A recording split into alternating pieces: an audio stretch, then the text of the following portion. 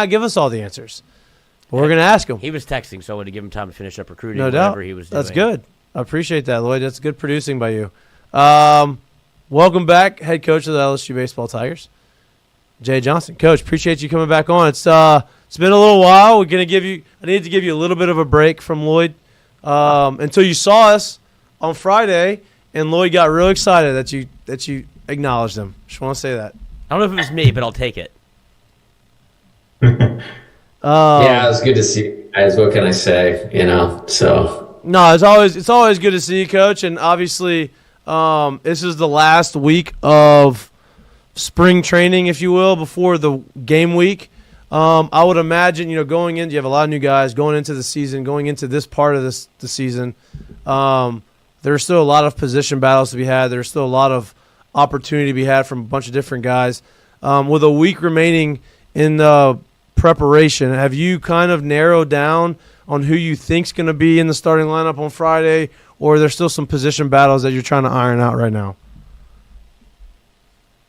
Yeah, I'm of the thought, don't make decisions until you have to, but I think there's a lot more clarity today than when we came back to school, and that's a good thing that it was like that. I think we have a really deep roster in terms of guys that can contribute in a positive way, and we're going to use guys. I made the comment to the position players. I think it was the day I saw you, like if you went down both lineups and you looked at how guys execute and the skills that they bring, most guys did their job, and that was against very good pitching, because a lot of our top guys, if you will, were throwing that day you were here. So, it's starting to feel good. I don't want to throw a number on it, about 5 or 6 guys that we probably feel like are kind of established themselves, at least at the outset. Right. And, maybe three or four of the spots are pretty interchangeable, and excited about the direction the group is headed right now. Coach, on Friday when Lloyd and I were there, the one thing that kind of stuck out to me a little bit was the emphasis on running, right? And obviously I know there's certain situations and certain games where, it's a situational day or situational games, or you want to see certain situations, but they felt like there was a lot more aggressiveness, I guess, or trying to take the extra bag, trying to steal a bag in that game than we're used to seeing. I think that's obviously probably part of the makeup of the team, part of having, maybe some guys that have more guys that are capable of doing it. Has that been an added emphasis on the team this year? Yeah, I'm into winning baseball. That's what's important to me. And, you want to use the players that you have and use their strengths well. And in my opinion, a guy like Cade Beloso can do no wrong, but I don't think people were paying to come to the box to watch him steal bases. Right. Tommy White is one of the best hitters in the history of college baseball, and I'm certainly loved having him on my team, but Tommy wasn't going to steal a whole lot of bags. And, we are a little more athletic. I think if you look at your season as a whole, the ceiling of your season is going to be determined by how well you play in close games. We lost 2 championship games last year by 1 run. And so, we want to be good in those games. And, the style of the team maybe is a little bit different, but I want to win whether we have to sacrifice bunt, steal bases, hit bombs, pitch and play defense, kind of whatever it takes. And that's always been my brand of baseball. And I think maybe we've talked about it before. We won a national championship hitting 144 homers or something like that. And the other time I played for the national championship, we led the country in sacrifice bunt. So it's about doing what we need to do to win. And that's what I would say we're trying to do. Coach, the older guys on your team, you have a rapport built with already. You know them pretty well. You know what they do. You know their strengths and their weaknesses. As this pertains to young guys on the team, especially the young freshmen who have not played on this level, and honestly, guys moving into this league, because I think we can kind of say this league is tougher now than it has ever been. It only keeps getting tougher. Is there things like principles or rules that you have that are in the back of your mind that you've gotten from your years of coaching that you look for from these guys that you're okay, they're starting to catch on, they're starting to be ready for this level of ball? Yes, 1000%. And I really like how you asked that question. So the first thing that comes to mind is, do they have the ability to slow the game down when the real bullets start flying? And can they have this ability? Obviously we wouldn't have recruited them if they didn't have ability to play at this level, but the ability to stay in character in the real thing. You fill up the stadium, you put an opponent, different color jersey. Luckily the guys we get here usually get better, when the game starts. And I think that's what this group is. But they know that what we're looking for them is to have that talent turn into usable skill to help our team win. Now, does that mean no matter how talented a freshman is, there's not a bump or two in the road? That's not realistic. There's only one, let's say Dylan Cruz, and I already used him up. So, you don't get that all the time. And there's some things that they can't get past until they learn it. What we try to do is create what we call as much inexpensive experience for them as we possibly can. That's a lot of the reason why we scrimmage the way that we do and try to expose things. For instance, a pitcher tipping his pitches. It's like, we'll let him tip the pitch and let it get blasted. We'll let them have a slow leg to the plate and turn the base running thing into a track meet to like, hey man, you can't do that. You were never in the stretch in high school. So it may make sense why you are the way that you are, but that's not going to fly.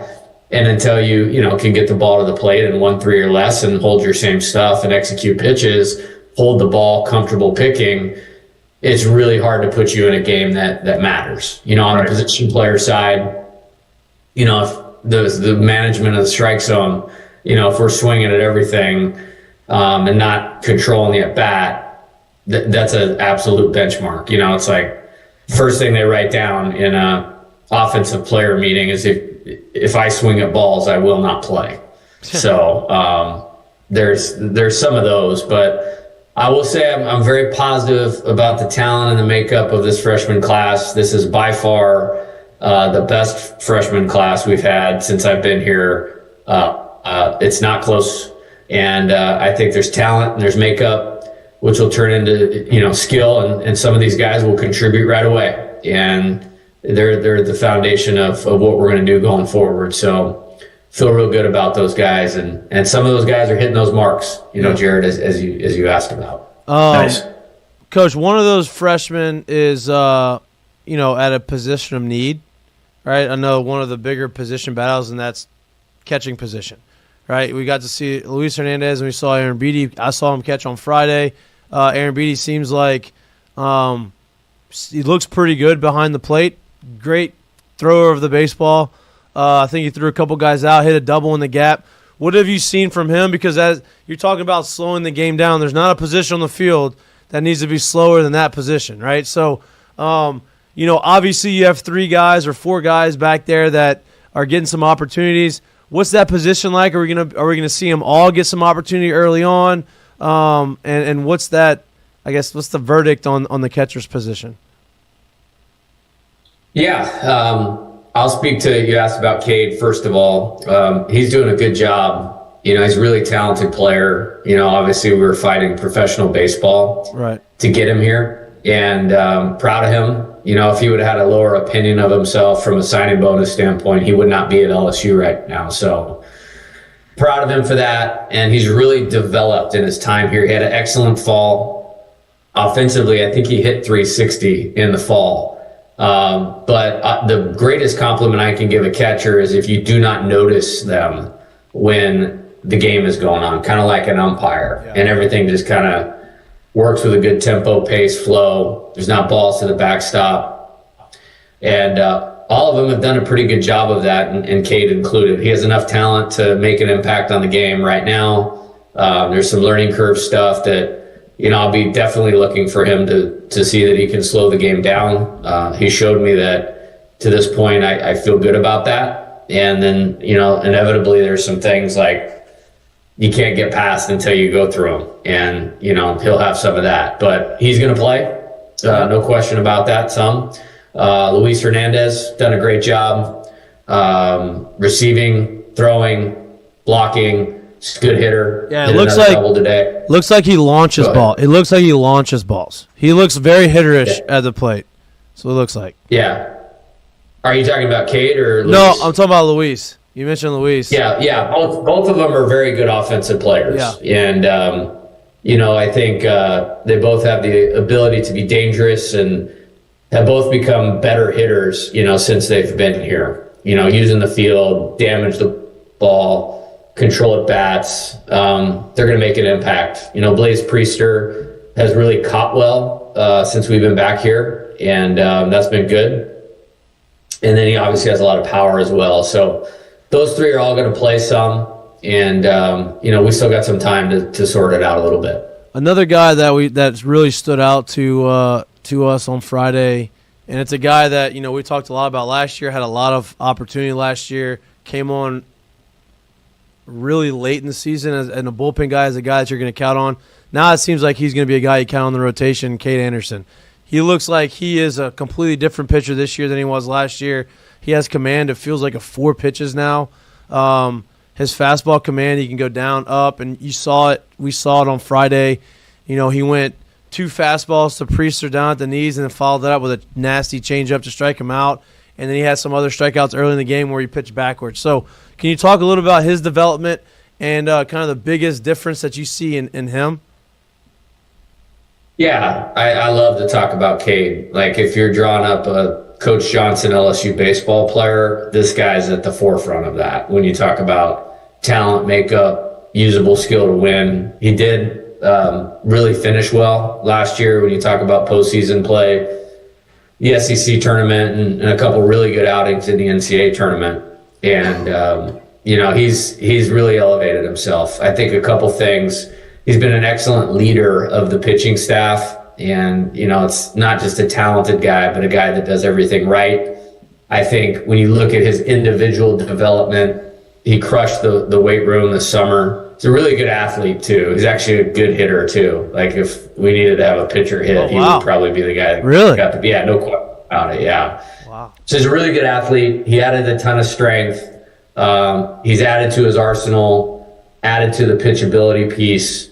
He has a lot of different ways to get through an order and set guys up, and I can't wait to watch him do it. And feel very fortunate that he's on our team, and he's made a great step from last year. Gavin Gidry's going to take that person. What? No, go ahead, Jay. Oh, I was about to, I didn't hear. Coach, I was gonna ask you. I guess looking to the rest of the pitching staff, when we talk about the whole staff, you lose a Griffin Herring, but the role that he kind of played last year was not necessarily a traditional role. Do you see anybody who's going to have to step in that role, or do you see you being able to use a more traditional bullpen, if you will, throughout the year? Yeah, I just think the hard part about college baseball is, and we're at the place, right? Right. But our guys are not pros yet. They're not. Right. And so, there's a little bit more, variability in what you get out of guys. And that makeup piece of the guy that leads the rotation on Friday and the makeup piece of the closer are huge. And so you look at our guys that have finished games here and finished the most important games, it's honestly been like makeup over stuff. When I think about, Guidry, Riley Cooper, Paul Gervais, like those guys have excellent makeup. So you can't just traditionally do it unless you have the guy that has the stuff to do it with that makeup. So I don't know that we're going to pigeonhole ourselves into one thing yet, but what I feel good about is I feel like we've done an excellent job preparing the staff in 2 ways. Like, we have some guys pitch counts built up where we can either peel guys back, and we have a lot of guys going twice in a weekend, which we did each of the last 2 weekends in short stints, and we did it this weekend, and we are going to definitely do it again this next weekend. So there's a lot of options, and this pitching staff's in a really good place right now. Coach Yeski's done a terrific job. I think they know who they are. They know what they need to execute, and there's a lot of candidates. I've mentioned a few guys. Gavin's obviously done it, so we know what you have there. And, we've stretched his pitch count out. So, he's either going to peel back down and the stuff's going to play up, or he could fill, like Griffin did, last year. I've mentioned Connor Ware several times, rightfully so. He's been outstanding. Some of these freshmen are good, man. Like Schmidt, obviously, he was electric on Saturday, like outstanding performance. Kason Evans is a star in terms of stuff. Maverick Rizzi, that's a name to watch. Yeah, he's a monster. Potentially. I mean, he was bumping 97 and a half a few minutes ago out there. That's fun. And Connor Benj, the guy probably hadn't been talked about a lot, but the last 3 times out, like, you're looking at that guy going, he's going to get in the ball game. And I mean, I can keep going. I'm really excited. Is this about what Coach Yeski's? Is this the deepest rotation or deepest pitching staff you think you've had since you've been here, as far as top to bottom of guys that could maybe contribute? I'm not saying, obviously, you had Paul Skeens and those guys who are, the best of the best, but as far as number 1 to number whatever, guys that you feel confident throwing the game, do you feel like it's going into the season? Feel like it's the deepest pitching staff you've had maybe at LSU? I don't know. I mean, in 23, what everybody forgets is, like, we had 4 season-ending injuries to, like, real dudes. Like, 3 of them are going to pitch in the major league someday. Yeah. So, like, until that, like, happened, it's really hard to say anything was deeper than that. Yeah. What was impressive is we were so deep that happened, and we still won the national championship. I think that's, like, one of the more unsaid things about that team. Last year, I mean, we led the country in strikeouts, right, and we had broken SEC record for pitchers drafted. So I think the theme, and I really like where these guys are at right now. And so, like, I think the theme is, if you're an elite pitcher, you want to come to LSU right now. And Coach, you mentioned some of that, like bringing in new people and all of these things. And I know that you've had a topic that has kind of been up in the air a little bit with revenue sharing and scholarship limitations. Do you have any clarity on that and how you're going to be able to structure your roster at all, where it was big? There could be 35 and you're like, well, I don't know really where we are. Do you have any of that kind of set in stone and what you're going to do with the roster in terms of when the season gets going? Yeah, good question. All right, you're talking about for next year, right? Yes, of course. Yeah, so this year we have a 40-man roster. It's set, it's online. That's your team, you know what I mean, for 2025. Next year, the only thing I know is the roster is 34. I also know that on a government level, we have permission to give away 34 full rides in baseball. So it'd be like football and all that. What I don't know is if the SEC is going to set a limit, or, LSU is going to set a limit. So that just kind of remains to be seen. I have contingency plans for all of it, and it's not really anybody's fault. It's just the way that it is right now, and so we have to be ready for anything. But there's been a lot of change in college baseball since I took this job, so it's like, bring it on, I guess. Put number 8 up there, and we'll see what happens. Yeah. Do you know? Yeah, that's the condition, right? Do you know when they're going to make that decision? They haven't given you a timeline, or is it just still kind of up in the air?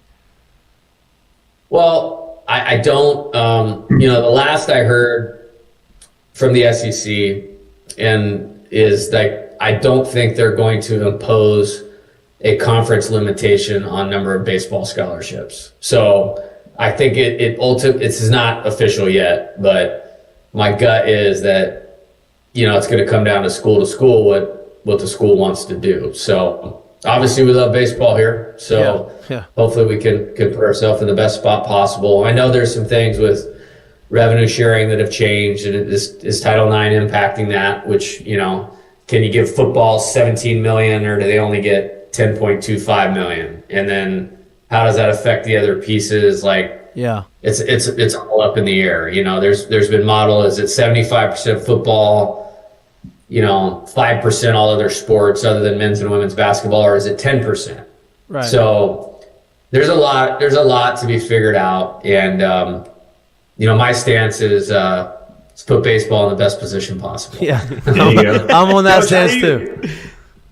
How do you go about, how difficult is it to navigate the recruiting with the current landscape, knowing that, whenever this decision is made in April, things may change and you don't know how it's going to go? How do you go about doing that stuff right now? Yeah, I think college baseball in general, prepares you for that. Yeah. And what I mean by that is we're dealing with something that no other sport is dealing with, which is the MLB draft.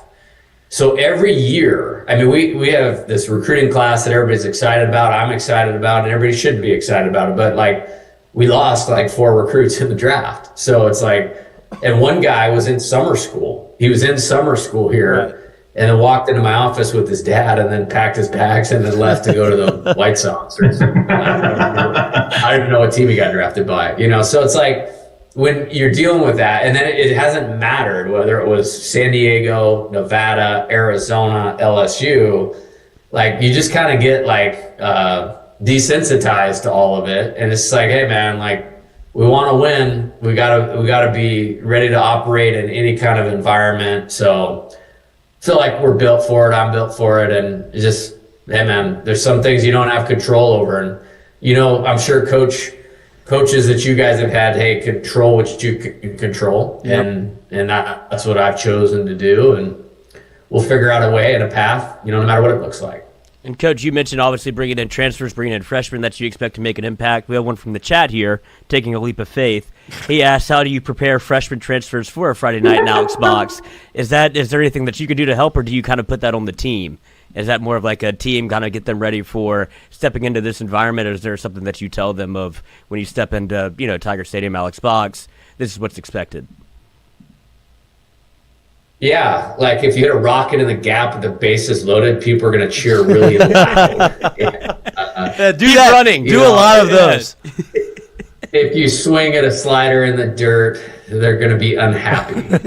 So. Don't check Tiger droppings. I'm just kidding. Honestly, and I had this conversation with the new players literally on Saturday. Yeah, it was Saturday. Of, just your ability to slow the game down, kind of like I was talking about when Jared asked that question, and play in character. If you can do that, it's all the same game. The fundamentals of baseball don't change whether you're in a January inter-squad or in Omaha. The same thing's actually required, but people change. So can you have your process and your routine so solid, you literally don't know the difference? And that's seriously uncommon, but when they have that, they got it, if that makes sense. And so we try to help them on the mental game side of it and do the best we can with that. Now, there's other things, we went and played in Biloxi, and there was legit 5,000 fans, and most of them were LSU fans, and guys who hearts were beaten and those types of things. And we want to use those kinds of experiences. And so we had a couple good ones in the fall that should help with that. Coach, let me ask, and some of the fans may not be happy with this, and I think I know what you're trying to do with the day game, opening day, right? I think back in the day, if people were baseball fans, the Cincinnati Reds were kind of known for being the first team in Major League Baseball to open the season. Is that kind of what you're trying to create there? Hey, we're going to go there. We're going to be the first one. We're going to start. We're going to have the opening day at 2 o'clock and just kind of make it more of an event? Or is that one of those things that can go back and forth? Or is it 2 o'clock to stay? Yeah, I don't know. I didn't realize we were going to go from a snowstorm to San Diego weather. Welcome. It's amazing right now. It's perfect. It's amazing. It's the spring. If you can lock this in for me, we'll play it at 6:30. No problem. We're playing right now. We just literally, I got off the field and came in for this interview. So, I think more the first year I was here, we played at 6:30. And it was cold. Yep. And the stadium was still packed in the first inning. But by the fourth inning, everybody left. Yeah. So it was and I didn't blame them. It was freezing. And then the next year, it was going to be 29 degrees at first pitch. Yep. And we had this pitcher that nobody really knew how good he was named Paul Skeens. And so I really just didn't want Paul Skeens throwing in 29-degree weather. Right. So, and because, and I get it, like people set schedules and this is a special deal. Like I just decided like, hey, let's just cut the drama. Let's set it for a day game. And, we won a tight game last year actually on opening day in front of a great crowd. And so hopefully they'll come at 2:00. And I don't know if we have any flexibility. Like if it's like they'll come. Continues to be like this, and then hey, if they want to move it back, we can move it back. Actually, I actually looked that week. There's a lot of thunderstorms in the afternoon. Oh, of course. And then it actually like tapers off in the evening, and you know how I feel about lightning delays. So,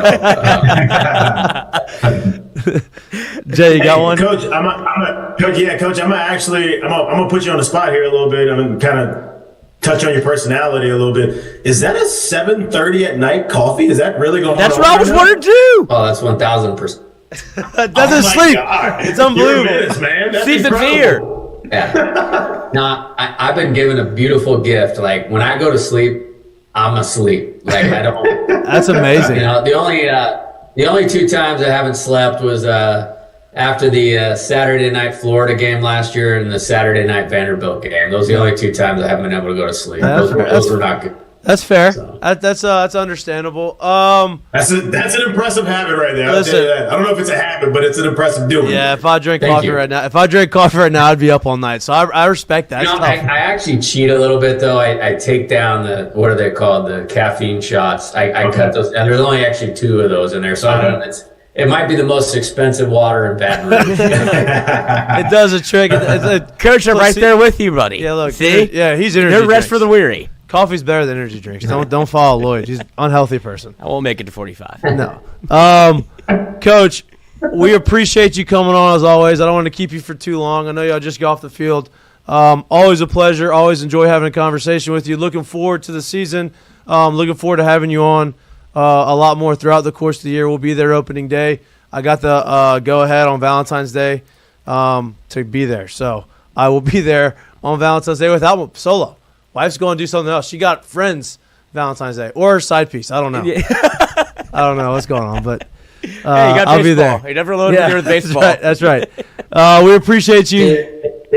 The key is and this is every weekend. So the key is you got to knock that out like the weekend before. You're right. I'm sure if you cleared your schedule, took her to a nice dinner instead of we're celebrating Valentine's Day today, because you're so special, I can't wait any longer. Absolutely. I'm pretty sure you would get prepared for opening day. Love lessons. Like Jay, not only great coach. Relationship advice. Great relationship advice. I appreciate it. Listen, you're right. We have dinner scheduled beforehand, so that's a good point. We already did it. There you go.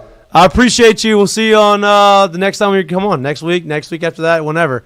So enjoy your night. Cool. Appreciate it. Married to the game. All right, guys. Have a good one. Yep, you too.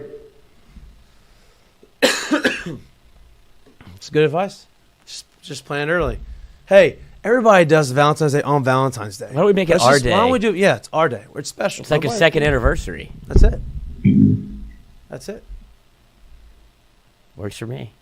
Jay's great. The best. The best, and we got that was great. The coffee is diabolical. The great banter at the end there. Diabolical. I mean, I couldn't. If I drink coffee at 3, I'd be up for a while. But Nah, look. I mean, truth be told, I'm gonna get some caffeine in me at 3, 4-ish before we do this. But Jay is full coffee, and it's 7:30. Yeah. Mine is done. If I'm drinking at this time, I'm wired for the rest of the night. I'm ready. Yep. So I don't know how you doing that right now. Well, y'all are kind of blessed with the same curse of just being able to fall asleep whenever. yeah, that's true. That's a great point. That's true. It's a great point. Yeah. Ain't never seen anybody do it like can't Jared do that. though. I've never seen anybody do it like Jared. Jimbo- I gotta call you Jared when he's on because I say Jay and he thinks I'm talking to him. I don't want him to confuse that with disrespect. Hey, Jay, you got a question for us? I don't want him to confuse that. He's like, no, I don't oh shit. Jared. J Mitch. What did you call him the other day? Jonathan? Yeah. Jonathan Mitchell. Yeah, what was that? I was reading something and it had Jonathan in it and it was just, brain got confused. Not enough coffee. Yeah, not enough caffeine. No, a lot of insight. I think he kind of let us in on some things that he liked that he didn't like. Obviously, he's not gonna give the line. He's not Coach Maneri. Coach Maneri will tell you who's starting right now, right? Like, if he has the lineup set in his head, he'll tell you. He's kind of an open book. Jay's going to keep that a little bit closer to the vest, which I think we've all understand. We've all